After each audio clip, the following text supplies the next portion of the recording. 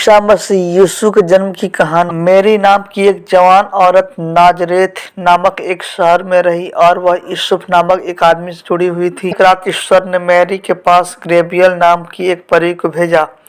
परी ने मैरी से कहा, ईश्वर आपसे बहुत खुश है और आप जल्द ही गर्भवती हो जाओ और एक बच्चे को जन्म दोगी। उसको यीशु नाम दें क्योंकि वह ईश्वर का पुत्र होगा। मैरी डर गई लेकिन ईश्वर पर विश्वास करती थी।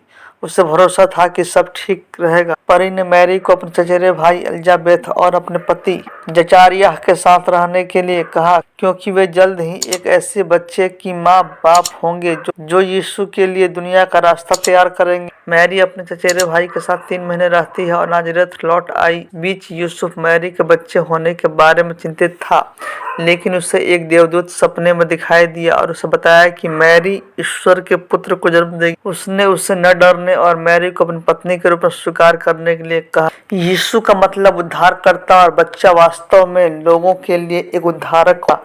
यूसुफ सपने में जाग गया और अगले ही दिन यूसुफ और मैरी ने एक दूसरे से शादी कर ली।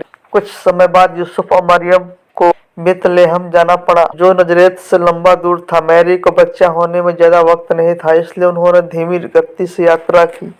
जब वे बेतलेहम पहुंचे और उनके पास रहने के लिए कोई जगह नहीं थी क्योंकि सभी सराय और आवास अन्य लोगों के द्वारा कब्जा कर लिए गए थे। यूसुफ और मरियम ने गायों, बकरियों और घोड़ों के रहने के स्थान पर शरण ली और उसी रात यीशु का जन्म हुआ। यीशु को जन्म होने के बाद मंदिर में रखा गया था, अर्थात एक जगह जहां जानवरों का बसेरा और पहने हुए कपड़े में लपेटे थे। चरवाहा अपनी भेड़ बकरियों को संभालने आया तो उन्हें एक परी दिखाई दी। देवदूत ने उन्हें बताया कि आपका उद्धारकर्ता आज बेथलहम में पैदा हुआ था। चरवाहों ने यकीन नहीं किया। जब उन्होंने यूसुफ, मरियम और बच्चे यीशु को देखा तो आश्चर्यचकित और खुश हुए। यीशु के जन्म के समय आसमान में एक उज्जवल नया सितारा दिखाई दिया। एक दूर दराज के देश में 3 बुद्धिमान पुरुष थे जो जानते थे कि यह एक महान राजा के आगमन का संकेत थे। राजा हेरोदेस ने सुना कि बुद्धिमान लोग महान नए राजा की तलाश में थे जो उनके स्थान को ले लेगा। राजा हेरोदेस ने बच्चे को मारने की योजना बनाई, लेकिन अभी तक उसके बारे में कोई नहीं जानता था।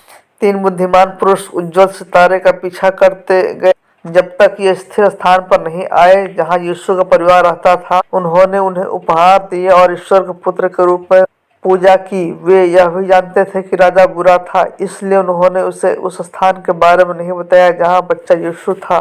यूसुफ को सपने में एक परी ने चेतावनी दी थी कि राजा हेरोदेस यीशु को मारने के लिए उसकी खोज करेगा, इसलिए अगर वे मिस्र चले जाए तो महफूज रहेंगे। यह वह जगह थी जहां वे दुष्ट राजा की मृत्यु तक रहे थे।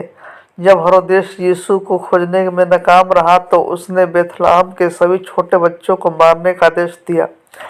हेरोदेस की मृत्यु के बाद यीशु और मरियम ने मिस्र छोड़ दिया और इजराइल की यात्रा की। उन्होंने अपना बाकी जीवन नाजरेत में। यही यीशु के जन्म की कहानी है।